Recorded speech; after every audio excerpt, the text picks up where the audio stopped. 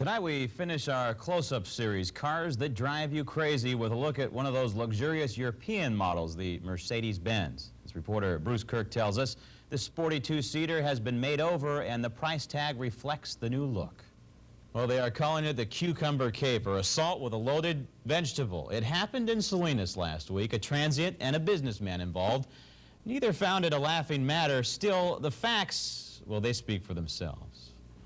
Some fascinating stuff is appearing daily at the Monterey Bay Aquarium. A nosy submarine equipped with a video camera is sending back some bizarre pictures to scientists right now. And as Jerry Jenkins reports tonight, scientists are sharing their information with the public. Okay, so you break down and you get earthquake insurance. You can sleep easier at night, right? Not necessarily. There's a deep financial crevice in earthquake insurance policies. It's something called a deductible. Dave, I don't have to tell you, it has been a very, very long 30 hours indeed. I just want to take a breath and recap exactly what has been going on here at the Pacific Garden Mall. They picked up today where they left off in Watsonville yesterday. Wrecking crews tearing apart the old Ford's department store, which sadly couldn't survive the quake of '89. Tonight in Cover Story, why a little piece of the city's history is going to leave a big void. This is where life caved in on David Roca. At 5:04 on October 17th, he was here about to rent a video. And that's when the walls literally came tumbling down. The little sixth grader who had just parked his bike outside was buried beneath this brick. With Cincinnati Reds manager Pete Rose recently banned from baseball because he bet on the sport, attention has been drawn to a national problem, addictive gambling. As we see in this week's close-up series, the problem is growing, with local governments promoting and profiting from it. If you took all the hot dogs sold here since 1954 and lined them end to end, they'd stretch all the way from Union and Maple Streets to St. Louis. But now, after more than 35 years of extra onions, hold the relish, please. The place simply known to Watsonvillians as the hot dog stand has sadly passed on to Wiener Heaven. Alas, progress has persevered. But so has the dog to its new location, 2 blocks north. Well, food, or the lack of it, is a major concern in the hurricane-battered regions of the Caribbean tonight as Hugo continues to carve its ugly path of destruction. In our next segment, Jim Vanderswan will be in here with a forecast he says could score a 9.95, I assume, on the Vanderswan scale. Do the names Oxford, Jacob, and Churro ring a bell? Nope, can't pull the wool over his eyes. Or maybe you can. Anyway, they're all breeds of sheep. All right, rare sheep, like the Cotswold. Well, the reports are in and the results are good. More jobs are available for Americans this Labor Day, and unemployment remains low and unchanged. But as Mary Lou Hartcharek reports, although there are more jobs locally, Monterey County's unemployment rate remains high. Okay, so it's not quite Seoul, South Korea, and they're not quite world class. But they do study the world in class. It will cost a whopping $10 million to repair the collapsed bridge along Highway 1 outside Watsonville. In the meantime, it's created a hellish commute for drivers north and southbound along 1. Tonight in Cover Story, how it's changed the course of traffic and life in general. When they roll out of the factory, they're called racing design motorcycles. On the streets, they're called bullet bikes. To law enforcement, they're simply called lethal lightning. Most of the accidents that we investigate involving motorcycles versus automobiles, the motorcycles will lose. And if it's a bullet bike, the odds of the asphalt crapshoot become twice as fatal. The individual model that had the highest fatal and serious injury rate was the Kawasaki Ninja 600. It's the power 18-year-old Joe Pastrana is hooked on, even if he can't legally use it. When you're going 135 miles an hour, that's not going by the book. Yeah, but they're not around either. You can I do that when I know I'm not going to get in trouble. You know, I can usually see open flat and look in the mirror and recognize a cop car. They don't realize that speeds over 100 miles an hour, for example, they're traveling at 150, 175 feet per second. The chances of merely surviving the accident are pretty slim. What you're watching is not a scene from a movie. Instead, it's graphic proof of bullet bikes' dangers and why they're an insurance nightmare. Underage drivers, a youngster up to 21 is going to pay as much as the bike is worth. Kawasaki Ninja costs over $4,000, and the insurance is over $4,000 a year. And if the driving record is bad, even more.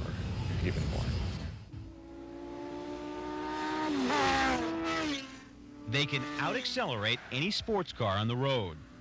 But when technology is pushed to the limit, it is human nature to want to test it. Problem is, it's a test that's often fatal when failed. As the summer wears on and talk about the drought persists, it would seem people all over the Central Coast would join in to conserve water. But that's not exactly the case. Paul Johnson reports tonight there is a very clear difference in attitude between people on the peninsula and the Salinas Valley. Feather ruffling aside, Walt has no plans to bounce his backside bogey. After all, no matter whether he slices, hooks, shanks, or sinks, Walt Culver always has a birdie.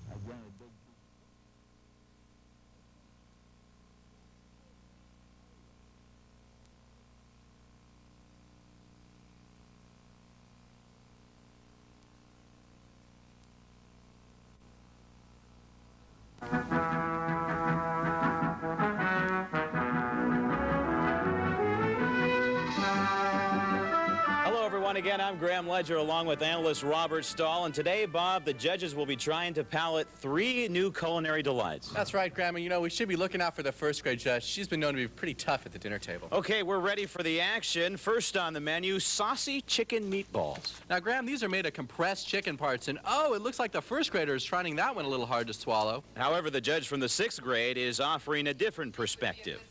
I liked it a lot. What'd you like, Bob? That was juicy, and it had no sour taste. Up next, the dreaded chicken glazer. Now, a real surprise here, Graham. The judges, even the first grade judge, liking that. The competition winding down now with something new, Bob, the teriyaki burger, something we didn't see as kids. Now, that's right, Graham, but you notice they're using ketchup on it here. That's a pretty bold move. It looks like the burger's getting some mixed reviews. The judge from the 5th grade has turned her nose up at it.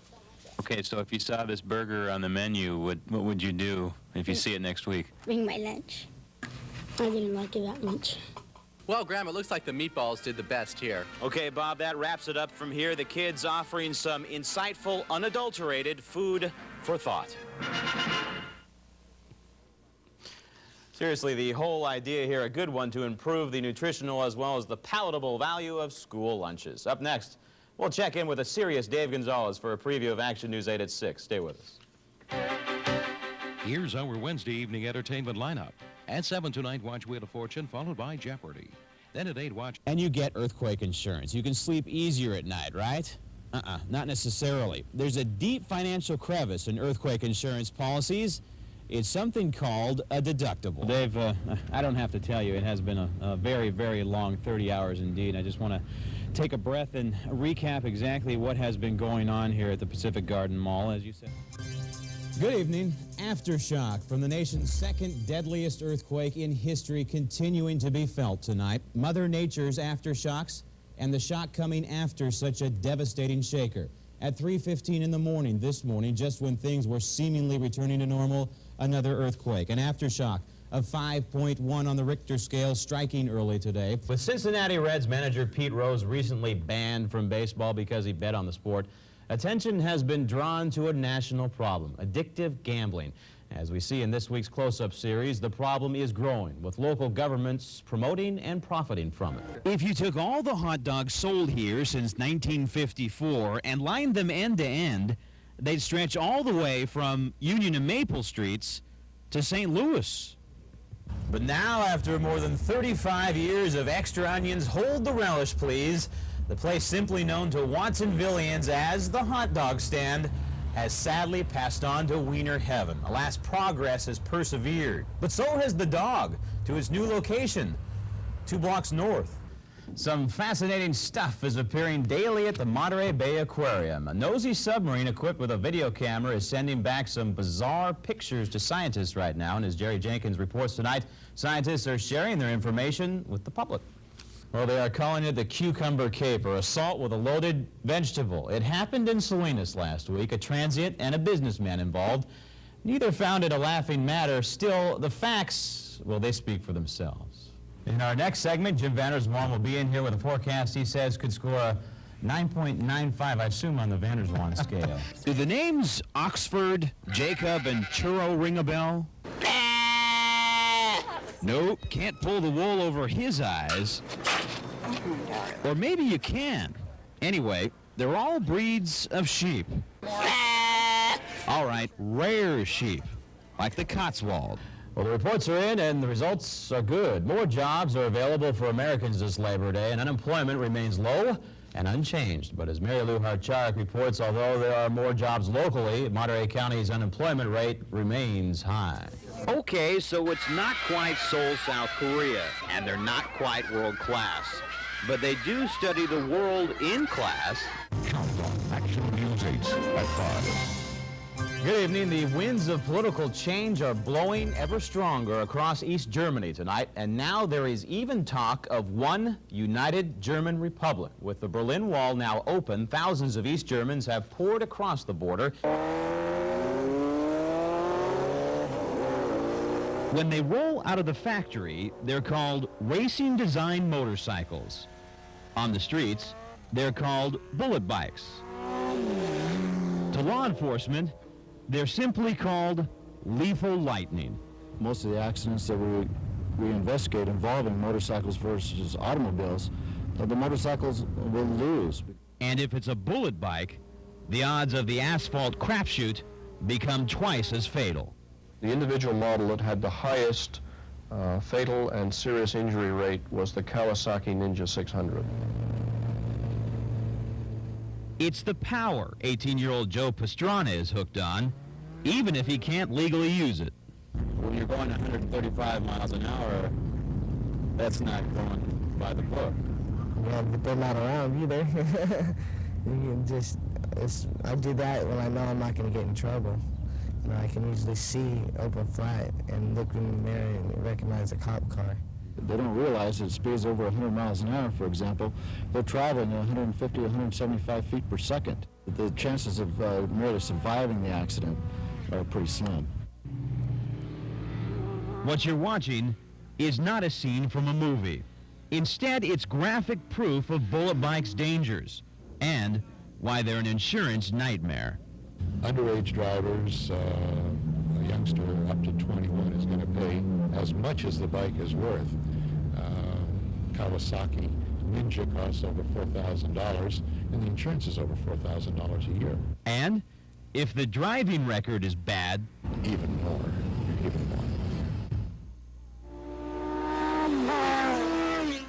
they can out-accelerate any sports car on the road.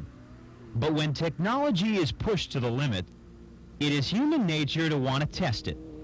Problem is, it's a test that's often fatal when failed. As the summer wears on and talk about the drought persists, it would seem people all over the Central Coast would join in to conserve water. But that's not exactly the case. Paul Johnson reports tonight there is a very clear difference in attitude between people on the peninsula and the Salinas Valley. Feather ruffling aside, Walt has no plans to bounce his backside bogey. After all, no matter whether he slices, hooks, shanks, or sinks, Walt Culver always has a birdie.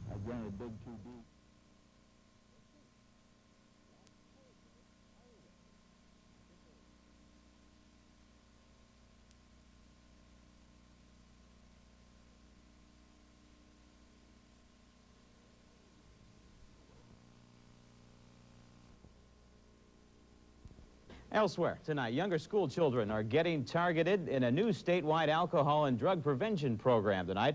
Both Santa Cruz and Monterey counties receiving state grant money to start up the program aimed at 4th through 6th graders. Action News Ace Jan Stewart has more now from Santa Cruz. Jan? Graham, the basic concept of this new program is to get to the youngsters before they want to try drugs or alcohol. It is the first time such extensive drug prevention efforts have been aimed at the young 4th through 6th grade students. At Branciforte Elementary School, students I talk to say they may hear about drugs from older kids or TV, but don't see any at their school or among their classmates. But one recent study found that nationwide, 1/3 of 4th grade students face peer pressure to try alcohol and drugs. A statistic that helps support this new program aimed at drug prevention at the 4th through 6th grade level. As part of a statewide grant from the Office of Criminal Justice, Santa Cruz County schools will receive $133,000. Money used for 8 major steps, including training of teachers and police officers to detect high-risk students that may turn to drugs when they get older. We will be providing assistance programs throughout the county for students that are recognized as either having potential for a problem or who are already involved in drugs and alcohol. And it is, let's see, it's almost 10 minutes after.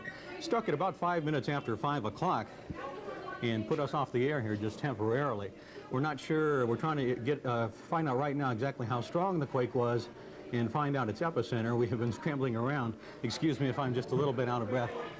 But the quake happened just a few minutes ago, and as I said, somewhere along the Central Coast, we understand. The only report we have so far is that there is some structural damage to a building in the Santa Cruz area, and the reason we know that is because it is our own Santa Cruz Bureau there, where Jan Stewart and our photographer Rito Padilla are housed most of the time, and they called us by way of two-way just a few minutes. That North never mentioned that arms were sold to Iran, that were marked up 270%, and that profits were going to Nicaraguan rebels. The former Attorney General testified North did admit one thing, that the diversion of funds had taken place. Federal officials are urging the phase-out of old school buses tonight after completing an investigation into a fiery bus accident last year that killed 27 people. Now, as many as half the school buses in California were built before federal standards were set back in 1977. Action News 8's Hillary Backus in the newsroom now with more on this. Hillary? Hey, Hillary, what's keeping the district from replacing those old buses? Well, as always, it's money. It costs $60,000 to $120,000 to replace each bus, and that's a lot of money. Yeah, okay, thanks, Hillary. Now, there are some old buses in use on the Central Coast, as Hillary just mentioned. The key ingredient that's missing in the whole equation, though, is money. Tonight, by way of telepoll, we'd like to know your willingness to help.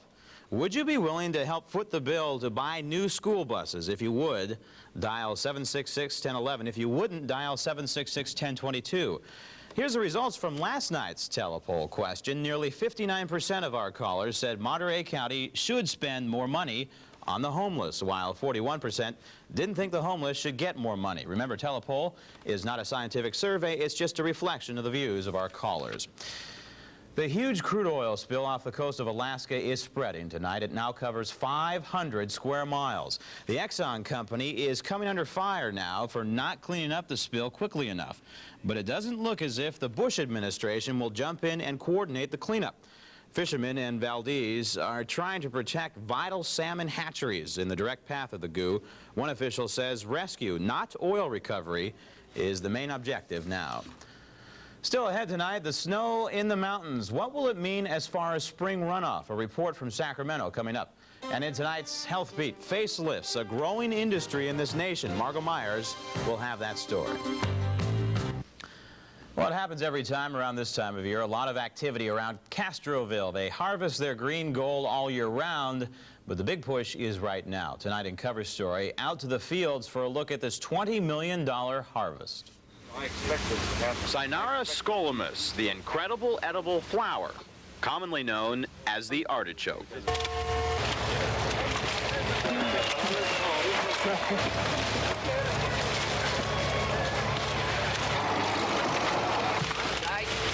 The harvest is in full swing. Artichoke fields filled with workers cutting, tossing, and collecting this green gold like they've been doing around Castroville for decades. I see a good harvest coming up. I've seen the cold weather we've gone through and slowed us down a bit.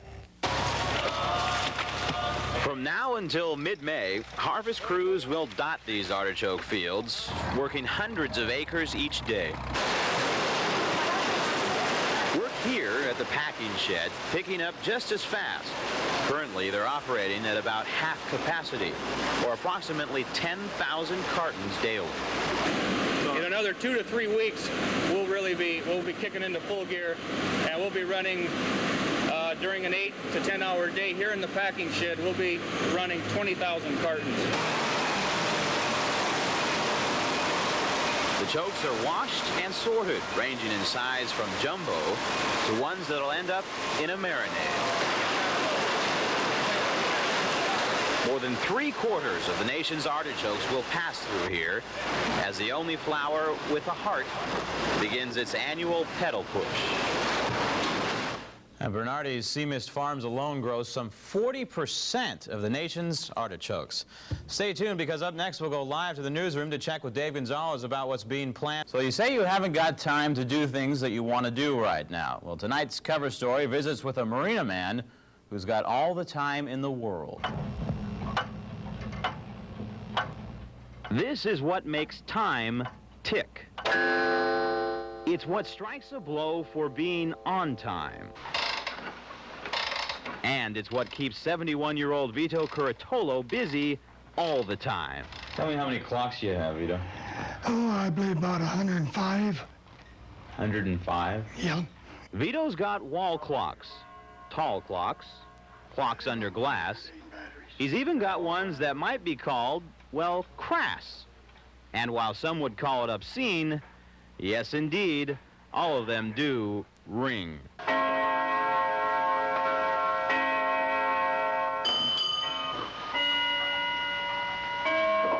Well, I got that in Pacific Grove. I got that in Monterey. I go to garage sales, rummage sales. Vito found this one in a lady's attic. So she let me look at it, and I gave her an offer. Yep, Vito made an offer she couldn't refuse.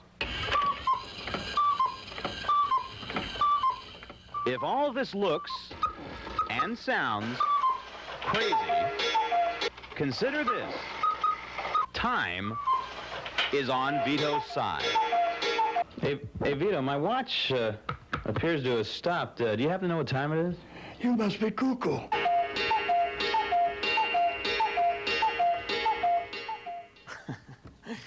By the way, it's 5:26. Still to come tonight, we'll go to the newsroom and check in with Dave Gonzalez for a preview of action. So wonderfully visualized and so vivid. Thanks, Graham, and welcome to this, the first ever baseball lockout-provoked, unofficial, unsanctioned replay of the 1989 World Series between the Oakland A's and the San Francisco Giants. Yes, we have perfect weather here today. We swept the AstroTurf. And the pitching machine is running great. Let's have a good ball game here. And the players do indeed look ready. And now for the National League champion, San Francisco Giants. As the player introductions are announced, fans continue to file in for this rematch. There's no love lost between these two teams, as the A's leadoff hitter quickly finds out. But just like before, the A's strike first. Swing and a drive to deep right center field.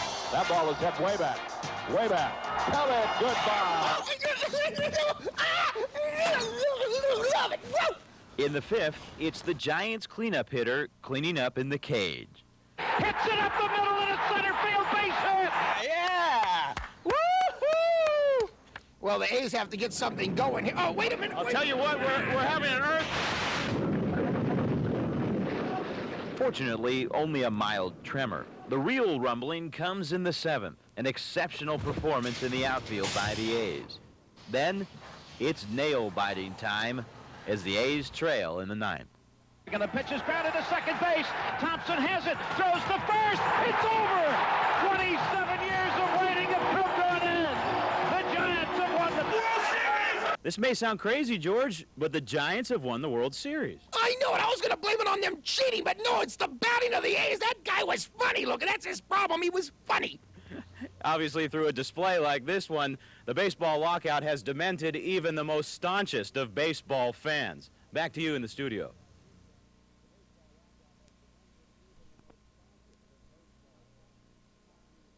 Exceptions. Among them, cars, art objects, and animals. Is all this enough, though, to entice new customers? Great. That's beautiful. Not at the moment. Why? No. I have a good savings account. And checking just helps you, takes some of the mystery and all way of buying things, especially when I got little kids and they get broken or lost or whatever. Co-Saving says it's easy, it's automatic, there's no extra charge, and it is counting on this buyer protection plan to help push it closer to the top in its race for new business. This is Sandra Ng reporting.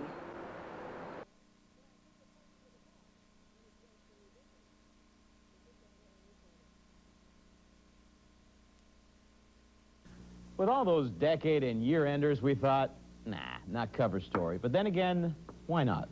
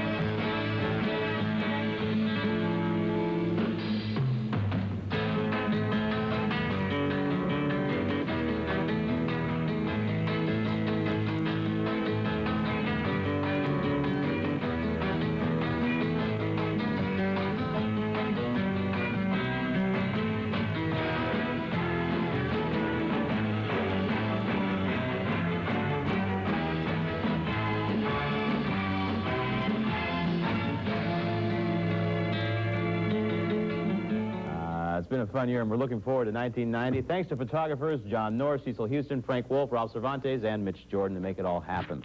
Still to come, we'll go...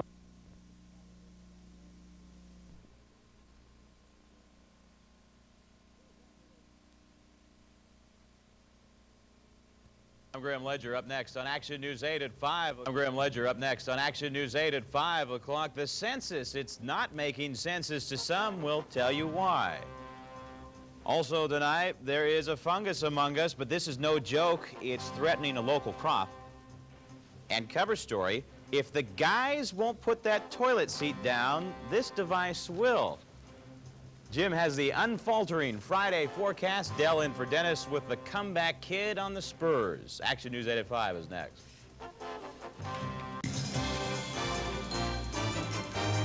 Count on Action News 8 at 5. Good evening. Check your census. A battle over the census continues to unfold tonight. Yesterday, the state joined a lawsuit claiming minorities aren't being counted. But tonight, local census takers tell a different story. Action News Ace John Lobertini in the newsroom now with the whole story. John? All right, thanks, John Lobertini. As we've reported in the past, the Census Bureau has had some problems getting the questionnaires out. Tonight, by way of telepoll, a simple question for you. Have you received the 1990 census form? If you have, dial 766-1011. If you haven't, dial 766-1022. Our phone lines will be open until 7 o'clock tonight. There's a small charge for those of you living outside Salinas. We'll have the results tonight at 6 and 11. Confirmation today of what has been suspected for months. This year will go on record as the driest water year since the drought of 1977-78. Reservoirs all over the state are at their peaks, and from here on out, they will continue to dry up and lose capacity. That will mean cutbacks for members of the Central Valley Water Project, which supplies agriculture and water districts. Contractors and users from the project this year will be receiving less than a full water supply, and that will be an occurrence only second in the history of the project, the only other time being in 1977. But officials say the outlook really isn't as bleak as 1977 because of conservation by water users and a heavy rain last March, which helped build up the reservoirs. There is a fungus among us on the Central Coast that is threatening the spinach crop. The situation is so serious, in fact, that some growers say the fungus could wipe out California's spinach industry within the next few years. Action News Ace Jerry Jenkins joins us in the newsroom now with this story. Jerry? Okay. All right, thanks, Jerry Jenkins.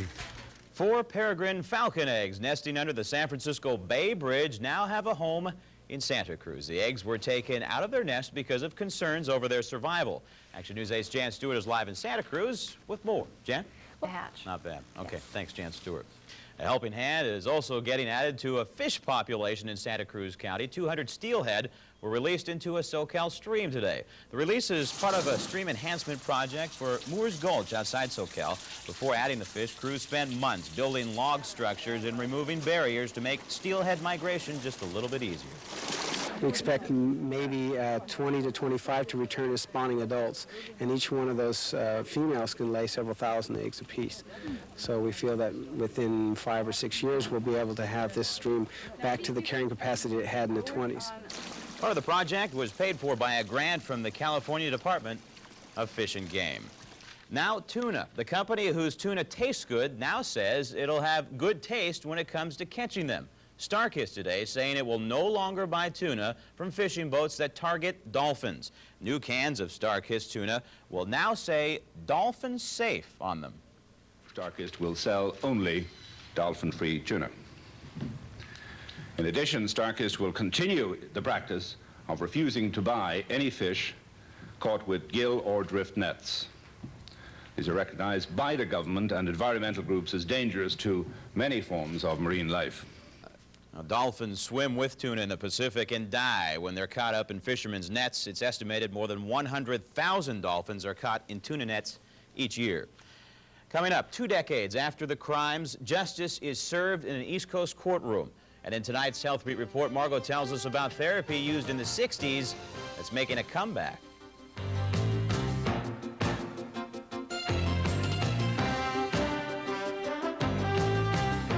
Chalk up another one for those home crime shopping channels. A man in New Jersey found guilty today of murder after his story was detailed in a Crime Solver TV show. 18 years after the fact, John List was pronounced guilty of premeditated murder 5 times over. List was convicted of slaughtering his entire family in 1972, then started another one, a second family. He was arrested in June after a viewer's tips. Soul singer James Brown got out of prison today, but he's not a free man yet. He will enter a work release program where he will work with children and adults in this largely rural area of South Carolina. The Grammy Award winner has served 16 months of concurrent 6-year terms for leading police on a wild border crossing chase back in 1988. He won't be eligible for parole until March of next year. Although his exact duties haven't been worked out, he will work to increase public awareness for the poor. During the day, he will work for a community action commission and will return on nights and weekends to a jail-type agreement. No doubt, James Brown feels pretty good right now. Margot here now with tonight's Health Beat. And the comeback of the hyperbolic chamber. Or I didn't say that right, did I? Hyperbaric chamber. Very. A reader recently wrote to Miss Manners in the newspaper asking about toilet seat etiquette. Her boyfriend, it seems, never put the seat back down. Miss Manner's reply was, "I hope you're not marrying this man." Thus, the continuation of a century-old confrontation and the driving force behind a Santa Cruz man's latest invention. It's so simple. Some plastic and a spring. Yet this rudimentary device could solve one of the more complex social conflicts of our time. If guys won't do it, seat down will. I just seen a lot of articles and things like that this was a big annoyance to women, so decided to do something about it. That's seat down's creator, Tom Fielder, the only man with a toilet on his coffee table, but not the only one with this idea. Well, since 1892 was the first patent application for a device like this for water closets, so it's been around for a while. The patent application reads like this. An adjustable needle valve on the cylinder is selectively engaged in the cylinder neck, allowing control of air into the cylinder. In other words, what goes up must come down, and down, and down. Well, you have the air cylinder over there, and as the seat is lifted up, the piston goes down into the cylinder, and then when you release the seat, there's a rubber washer in there that catches to hold it, and then there's a needle valve in the bottom that as you open it up, it allows the seat to lower. The rate of descent is variable, from 0, which offers you a couple of minutes, to 9, which gives you none. 5 would be a little fast. Yeah. So probably around 4 or 4.5, somewhere in there. Give you around like 30 seconds or something like that. Right. Yep, for men, time is of the essence with seat down. For women, it's about time. That's also silly. Seat down sells for $24.95 and is on the verge of being marketed on a mass scale. Up next, we'll check in with Dave Gonzalez for a preview of Action News 8 at 6 o'clock. Stay with us.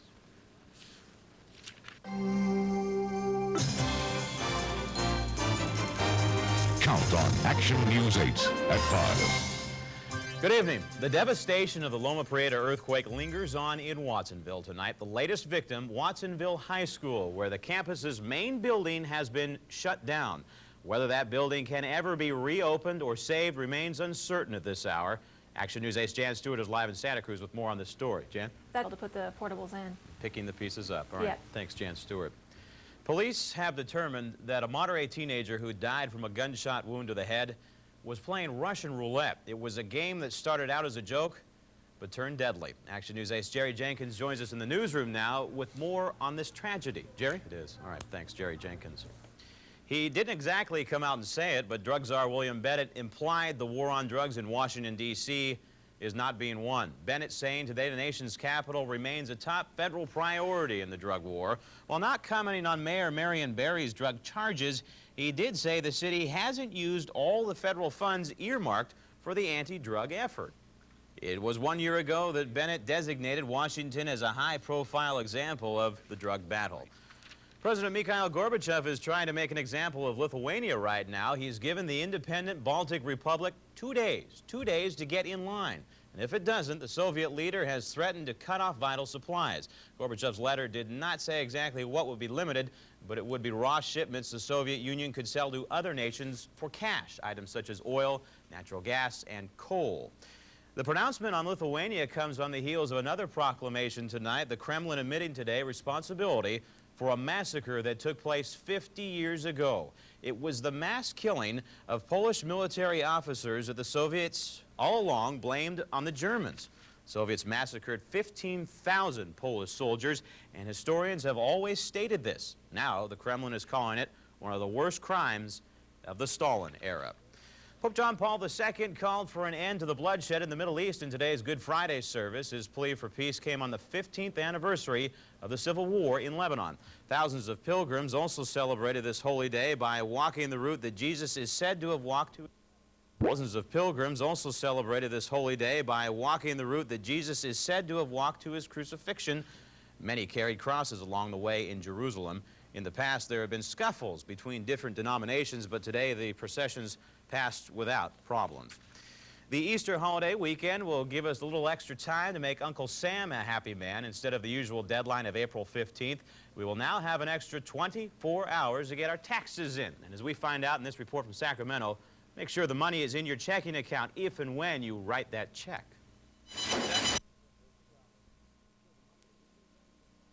There's the godparents.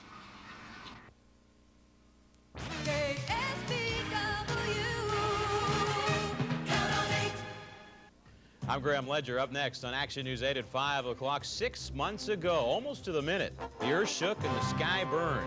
We'll check the post-quake progress. This is trash day, not the day it's picked up, but the day we're not supposed to have any. We'll explain. And the magazine for and about kids in Santa Cruz County. Jim will tell us if it'll be Sunday tomorrow. Dennis with the return of the big red machine. Action News 8 at 5 is next. KSBW 8. The news starts now.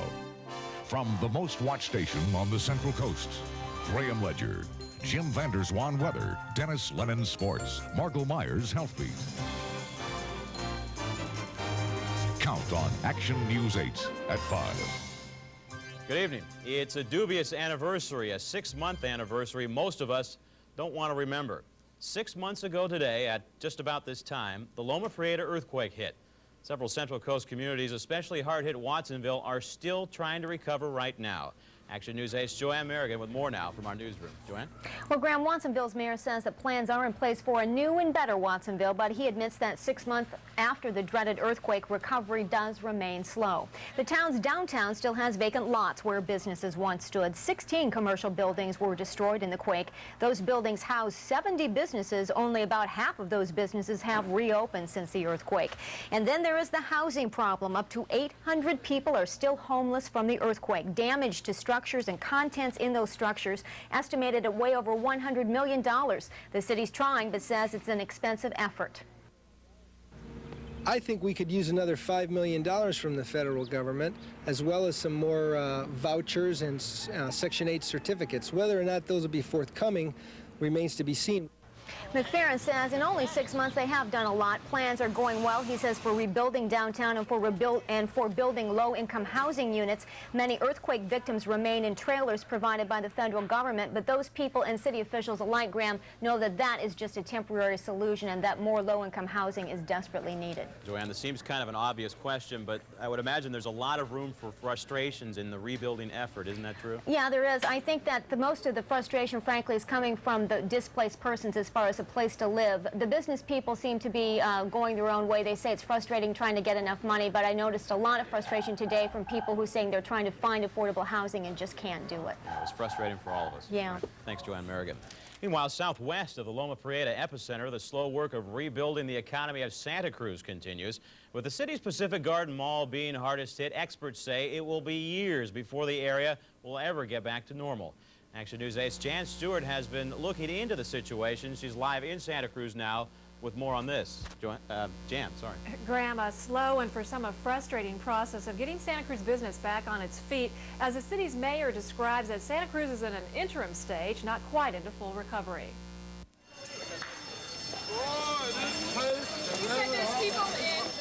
Those who live in and around downtown Santa Cruz can't forget how October 17th changed lives and businesses here forever. 3 people killed, $112 million damage to the entire city. In the past 6 months, some progress has indeed been made. Tent pavilions erected to save quake-destroyed shops from bankruptcy, buildings demolished, and at least one formal plan for a new building approved by the city council. I think we've accomplished an enormous amount in 6 months. The problem is there are just no quick fixes, and it's only a dent in what really needs to be done. The challenges ahead are how to fill the void left by the earthquake and how to get financing, and mostly how to rebuild without losing the interest of locals and tourists who had made the economy survive. Now, part of the mall is still cordoned off to foot and car traffic. The mayor says once that section is reopened, she'll then feel like the city is in a full recovery stage. Jan, what about the businesses that are open right now? How are they doing? Well, it definitely depends on which store owner you talk to. Some saying great, some not so great. Other than Christmas, it was really not a very good winter this year, but they're certainly hoping spring and summer can make up for that. Yeah, waiting for this year. All right, thanks, Jan Stewart. The October earthquake not only changed many people's lives, but also shocked many of us into realizing we need to be prepared for earthquakes. And tonight, by way of telepoll, we'd like to know if you've done any earthquake preparedness. Our question for this evening, are you more prepared for the quake now than 6 months ago? If you are, dial 766-1011. If you don't think you are, dial 766-1022. Our phone lines will be open until 7 o'clock tonight. We'll have the final results tonight on Action News 8 at 11 o'clock. Now here's a look at the results from last night's telepoll question. 41.7% of our callers say they waited until the last minute to file their income tax returns, while 58.3% did not. Of course, telepoll, not a scientific survey, just a reflection of those who choose to participate. The $45,000 gamble to increase rain in Monterey County appears to have paid off tonight. Officials say the results from yesterday's first ever cloud seeding are better than expected. The rain from yesterday's storm system is said to be 20 to 30% higher because of the seeding. Most of that moisture fell in southern Monterey County in the Big Sur Mountains. The cloud seeding is done by adding silver iodide to the clouds by a plane.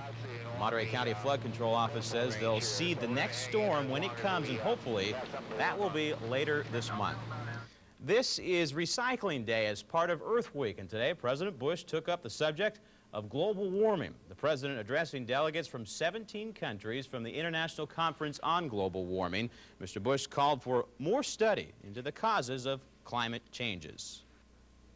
All of us must make certain we preserve our environmental well-being and our economic welfare. We know that these are not separate concerns. However, criticism was quick. Many delegates unhappy over the administration's go-slow approach to the issue. Too much discussions on uncertainty in science, and no discussion of measures to contain the greenhouse effect. Some experts are saying the Earth could warm by 9 degrees in 60 years because heat is being trapped by pollution. Getting the word out about another environmental danger, garbage. Today has been dubbed California's Zero Garbage Day, a day to find out how to live without throwing anything away. Action News 8's Maya Carroll has this story for us from the newsroom. Maya? Graham, that's definitely a tough order. The typical California household throws away about a ton of garbage a year. The problem is that the earth and the environment simply cannot live with all that trash. Now, to try to not throw anything away for one day, just try to look at what you do throw away. For instance, making just one meal. Now, making a hot lunch can send 1 or 2 cans, paper, and food scraps into the garbage. To prevent that on this Zero Garbage Day, use these guidelines. Separate recyclables, save scraps to be used in the garden, and try using reusable products instead of paper towels. Local disposal officials say the trash tide is starting to turn here. Last year we were kind of surprised that we only went up about 0.3%, which is equivalent to about 700 people moving into Salinas. So that's not too bad, but considering that we've recycled twice that much more, that means that we're actually having a negative flow. Now, experts tell us if we really want to stop the garbage glut, we need to do a lot more than just recycle. We need to try what's called pre-cycling, which is buying products that don't contribute to the garbage glut. We'll have more on that tonight at 6 o'clock. All right, man, we're going to check your trash cans. How did you do? Well, the garbage you saw in those pictures was mine, and I took everything out of the garbage and put it in recyclable bags to take to recycle. A fine example. Yeah. All right, thanks. A small homemade bomb exploded earlier this morning near the Greyhound bus station in Redding, California. That's the same place where a striking Greyhound driver was killed earlier this month. The bomb went off as police were looking into a disturbance between picketers and replacement drivers. The device was concealed in a bottle and caused no injuries or damage. So far, no one has claimed responsibility for the incident, and authorities say they have no evidence linking the bombing to the Greyhound strike. The Colombian drug trail is leading investigators to several United States banks tonight, including 6 here in California. Today, the Justice Department announced 173 banks in 23 states have been ordered to turn over deposit records. Those records allegedly show where nearly $400 million in Colombian drug profits were placed. The largest number of banks involved are in Florida and New York, but here in California, Bank of America, Wells Fargo Bank, and Security Pacific were all named. Officials don't know if there is any money left in the accounts, but some of the deposits were made as early as last year. Martin Luther King Jr.'s right-hand man is dead tonight. The Reverend Ralph David Abernathy died today in an Atlanta hospital. Abernathy was there with King during the civil rights movement of the 1960s. Indeed, he was there at the inception in 1955. Abernathy was 64 years old. Coming up next, some special foreign visitors tour the Moss Landing power plant. And Margot will be here with Health Beat tonight, why sudden blood pressure drops can spell trouble.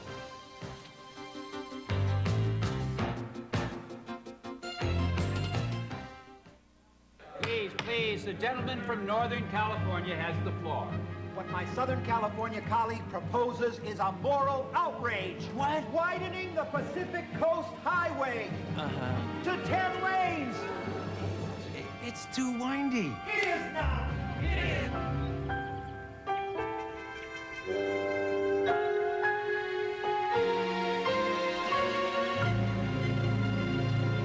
W8. Soviet officials today imposed the first of what could be several economic sanctions on the Baltic Republic of Lithuania today. Officials today ordering a stop in some shipments of natural gas to that country. Residents have been lining up at gas stations for what they fear may be their last fill-up. This as leaders meet about the crisis. Meanwhile, President Bush today issued his sharpest warning about this conflict. Clearly, those announcements are contrary to the approach that we have urged.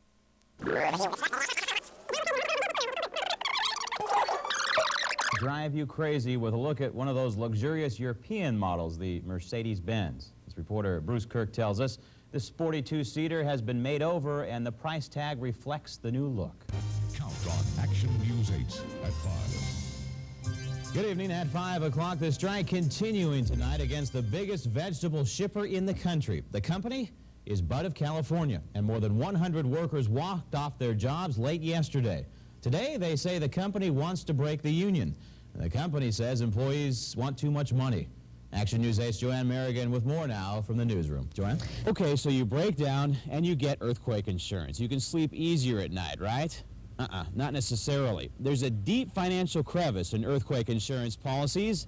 It's something called a deductible. Dave, I don't have to tell you, it has been a very, very long 30 hours indeed. I just want to take a breath and recap exactly what has been going on here at the Pacific Garden Mall, as you said. Good evening. Aftershock from the nation's second deadliest earthquake in history continuing to be felt tonight. Mother Nature's aftershocks and the shock coming after such a devastating shaker. At 3:15 in the morning this morning, just when things were seemingly returning to normal, another earthquake, an aftershock of 5.1 on the Richter scale, striking early today. It was preceded and then followed by several other smaller jolts. With Cincinnati Reds manager Pete Rose recently banned from baseball because he bet on the sport, attention has been drawn to a national problem, addictive gambling. As we see in this week's Close-Up series, the problem is growing, with local governments promoting and profiting from it. Three words can ruin a kid's summer faster than a case of poison ivy. Back to school. For parents, add a fourth word. Back to school shopping. Tonight in Cover Story, shopping for school for the last time in the 80s. Okay, so it's not quite Seoul, South Korea, and they're not quite world class, but they